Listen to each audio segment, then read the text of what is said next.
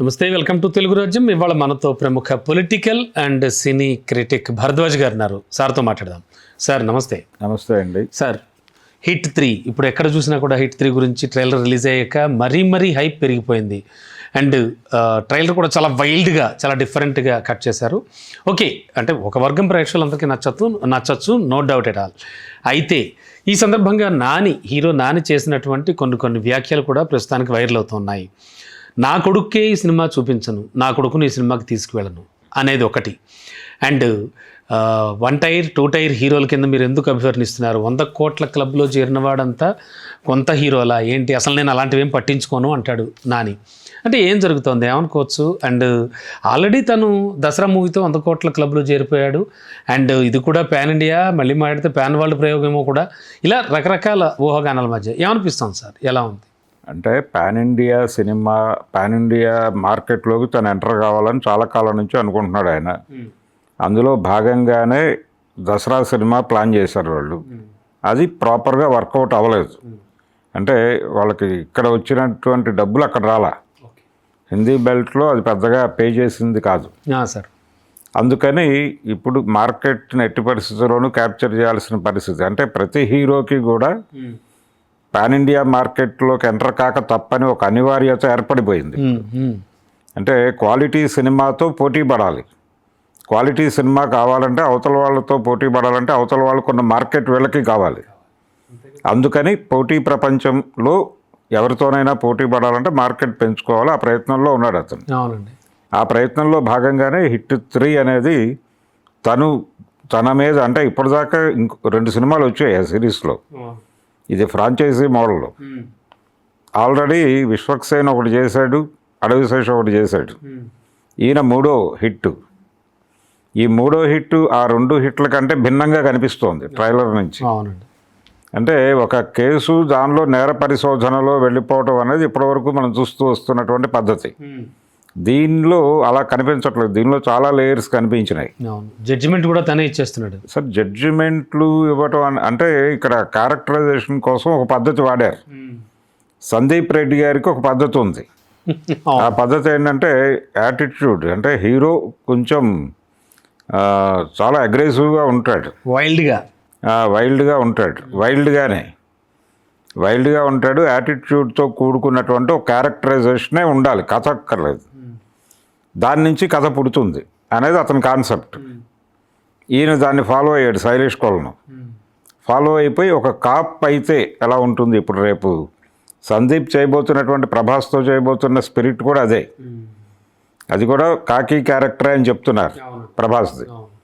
So అక్కడ కూడా ఆ కాకి చాలా వైలెంట్గానే ఉంటుంది ఆయన పద్ధతిలో. ఇక్కడ కూడా వైలెంట్ కాపే. ఈ వైలెంట్ కాప్ ఎలా మాట్లాడుతున్నాడు మనం చూసాం ట్రైలర్లో. క్రిమినల్ అనేవాడు ఉంటే 6 అడుగుల సెల్లో ఉండాలి, లేదా 10 అడుగుల గోతులో ఉండాలి, ఈ టైప్లో మాట్లాడాడే. అంటే క్రైమ్ అనేది విశ్వవ్యాపితం అయిపోయింది. ప్రతి మనిషిని క్రిమినల్గా మార్చటం అనేది మార్కెట్ ఎకానమీ ప్రోగ్రామ్ అనే విషయాన్ని విస్మరించి మాట్లాడటం. అది అంటే ఓవర్ స్టేట్మెంట్. అలాంటి ఓవర్ స్టేట్మెంట్లు చాలా ఉన్నాయి దానిలో, ఆ ట్రైలర్ నిండా. అలా ఒక అగ్రెసివ్ కాప్ క్యారెక్టర్ చేస్తున్నాడు నాని. అక్కడ వరకే కొత్తదనం. మిగిలిందంతా ఇంతకుముందు మనం ఇలాంటి అగ్రెసివ్ కాప్ సినిమాలు చాలా చూసాం, అంకుశం దగ్గర నుంచి మొదలు పెడితే. ఆ ధోరణిలోనే సినిమా ఉంటుంది. కాకపోతే ఇప్పుడు ఉన్నటువంటి మార్కెట్, ఇప్పుడు అంటే పాన్ ఇండియాకి వెళ్తున్నారు కాబట్టి దానిలో కొంచెం ఇస్లామిక్ ఉగ్రవాదం తాలూకా షార్ట్స్ కూడా పెట్టి వీటన్నిటితోనూ, అంటే ప్రధానంగా కనిపిస్తున్న కేసు ఏంటంటే చిన్నపిల్లల మీద జరుగుతున్నటువంటి ఒక లైంగిక అత్యాచారాలు. ఈ నేపథ్యం కూడా ఉంది దీనిలో, ఒక లేయర్. ఇలా భిన్నమైనటువంటి లేయర్స్లో నడిచేటువంటి కథ ఇది. ఈ కథలో తాను పాన్ ఇండియా మార్కెట్కి ఎలివేట్ చేసుకోవటానికి నాని విపరీతంగా కష్టపడ్డాడు. అది కూడా కనిపించింది. మరి ఆ స్టేట్మెంట్ ఏంటి, ఎలా మాట్లాడాడు? ఏది మీరు అలా 100 కోట్ల హీరో అని, లేకపోతే ఒక ఈ డిఫరెన్సియేషన్స్ మాట్లాడకండి మీరు, నేను ఎప్పుడూ అది ఆలోచించలేదు అంటున్నాడు. అదే, ఏ హీరో ఎవరైనా ఒకటే. హీరో అన్న తర్వాత ఎవరైనా ఒకటే. వారు పెద్ద హీరోలు, వీరు చిన్న హీరోలు అనేది ఉండదు. హీరో అంతే ఉంటుంది, కథానాయకుడు. అంతే. వారు కథానాయకులే, నేను కథానాయకుడినే. మోహన్ బాబు గారి లాంగ్వేజ్లో చెప్పాలంటే అంతే. ఆయన ప్రతి నాయకుడు అనమంటారు ఆయన. ప్రతి నాయకుడు గొడవ వేరు. ఇక్కడ గొడవ ఏంటి? కథానాయకుడు. ఫలానా వాడు పెద్ద హీరో, ఫలానా వాడు చిన్న హీరో అనేది వద్దు. అలాంటి డిస్క్రిమినేషన్ వద్దు, వివక్ష వద్దు. అందరము హీరోలమే, అంతే అంతే. మాది హీరో కుటుంబం అవును అనండి అవునండి అనేది అతను గొడవ.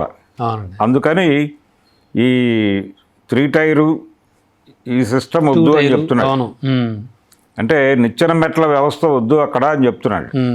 మేమందరం సమానమే, అవును. ఒకరి మీద ఒకరు లేవు, అది ఒకరి పక్కన ఒకరు ఉన్నాం. అండ్ సార్ నా కొడుకును కూడా ఈ సినిమాకి తీసుకెళ్ళను, ఇది నెగిటివ్గా అయిపోదా సినిమాకి సంబంధించి? అంటే కొంతమందినే ఆలోచిస్తారు కదా. అండ్ దట్టు మీకు court cinema I think pre release ఫంక్షన్లో అనుకుంటాను ఆయన మీరు ఈ సినిమా నచ్చితేనే బాగుంటేనే నా సినిమా చూద్దరిగానా ఏదో సంథింగ్ లేదు, అదే మాట అన్నాడు అతను.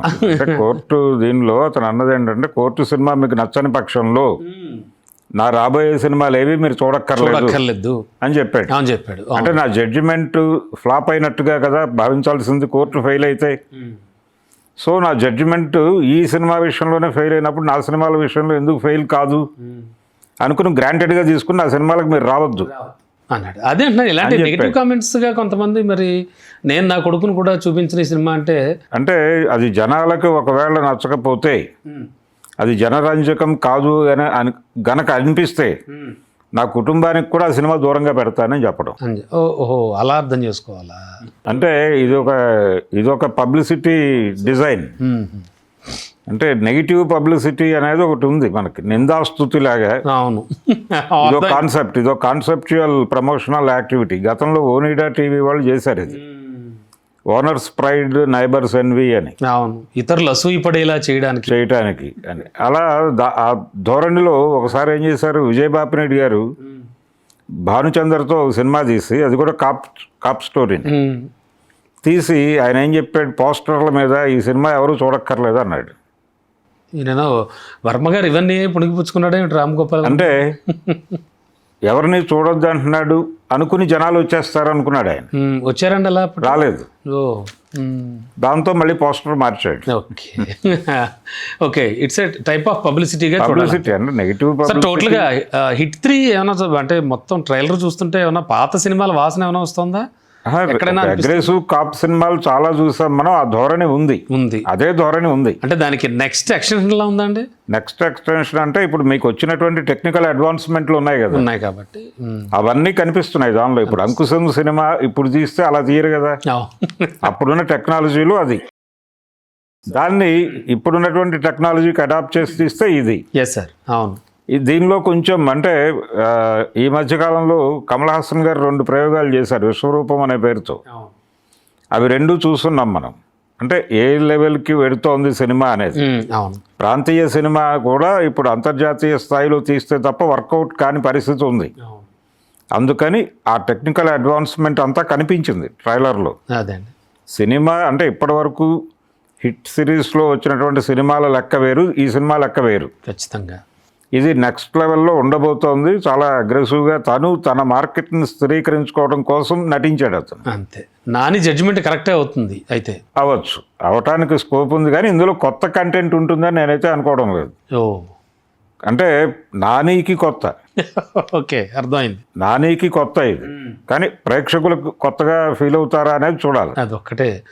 That Shailesh colon, doctor Shailesh colon అంతకుముందు సినిమా కూడా సైంధవ్ చాలా అట్టహాసంగా చాలా ఎక్స్పెక్టేషన్స్తో వచ్చింది. అది కూడా అంత అంచనాలను అందుకోలేకపోయింది. అవును, అంటే వెంకీ మీద ఆయన ప్రయోగం చేద్దాం అనుకున్నాడు, అది వర్కౌట్ అవ్వలేదు. ఇప్పుడు అంటే అది కూడా స్టైలిష్ మేకింగే. అవును, ఈ స్టైలిష్ మేకింగ్ అది ఇది ఉంది వాళ్ళ దగ్గర. కాకపోతే వీళ్ళు ఏం చేస్తున్నారంటే క్యారెక్టరైజేషన్ మీద వెళ్ళిపోతే ఆటోమేటిక్గా స్టోరీ దానంతట అదే జనరేట్ అవుతుంది అన్న పద్ధతిలో వెళ్తున్నారు. ఇది అన్ని సందర్భాల్లోనూ సక్సెస్ కాకపోవచ్చు. అందుకని నాని ఆ మేరకు జాగ్రత్తలు తీసుకుని ఉంటాడు. కొంత కథ ఉన్నట్టుగా ఒక కల్పన చేసేటువంటి ప్రయత్నం కూడా కనిపించింది దీనిలో. అంటే ఈ విషయం నానికి కొత్త, కానీ సినిమాలో ఆ విషయం ఉంటుందా, కొత్త విషయం ఉంటుందా లేదా, కొత్త విషయం ఉంటుందా లేదా అనేది. అంటే నాని ఒక cap character, aggressive cap character చేయటం అనేది ఇది మొదలు. అవును అవును ఇంతకుముందు ఇలాంటి యాటిట్యూడ్ క్యారెక్టర్స్ కూడా చేయలేదు అతను. చేయలేదు. అవును ఇందులో చేస్తున్నాడు. అంటే ఇంతకుముందు విలనిష్ షేడ్స్ ఉన్నటువంటి క్యారెక్టర్ ఒకటి చేశాడు అతను. అవును అవును కానీ ఇప్పుడు ఇది కొత్త. Yes sir. తన్ని తాను పెంచుకుంటూ వెడుతున్నాడు అతను. ఈ పెంచుకునే క్రమంలో వాంటెడ్గానే ఈ క్యారెక్టర్ చేస్తున్నాడు. దీని తర్వాత క్యారెక్టర్ కూడా అలాగే డిజైన్ చేశారు. ఏది నెక్స్ట్ ప్యారడైజ్ అనే సినిమా ఉంది. అవును ప్యారడైజ్. అవును మనం దాని గురించి కూడా మాట్లాడుకుందాం. ఆ ప్యారడైజ్లో ఆయన క్యారెక్టర్, ఆ క్యారెక్టరైజేషన్, అది దళిత్ కమ్యూనిటీ నుంచి ఆ క్యారెక్టర్ని అడాప్ట్ చేయటం, అవునండి ఈ రగ్గడ్. ధోరణి అంటే అగ్రెసివ్గా వెళ్తున్నాడు అతను. అగ్రెసివ్గా వెడుతూ ఇప్పటి వరకు ఏంటి నానే అంటే నెక్స్ట్ డోర్ బాయ్ లాగా అనుకునేవాడు. అనుకునేవారు. అవును ఈ నెక్స్ట్ డోర్ బాయ్ కాదు, ఇతను కూడా ఒక అంటే బిగ్ రేంజ్ హీరో అనేది ప్రపంచం ఆమోదించాలి అన్న మూడ్లో అతను ఫైట్ చేస్తున్నాడు. ఆ ఫైటింగ్ స్పిరిట్ అంతా కనిపించింది ట్రైలర్లో, ఆ కష్టం కనిపించింది. అది వర్కౌట్ అవుతుందని నమ్ముతున్నారు అందరూ. Yes sir. చూద్దాం ఎలా ఉండబోతుంది. Thank you sir. Thank you.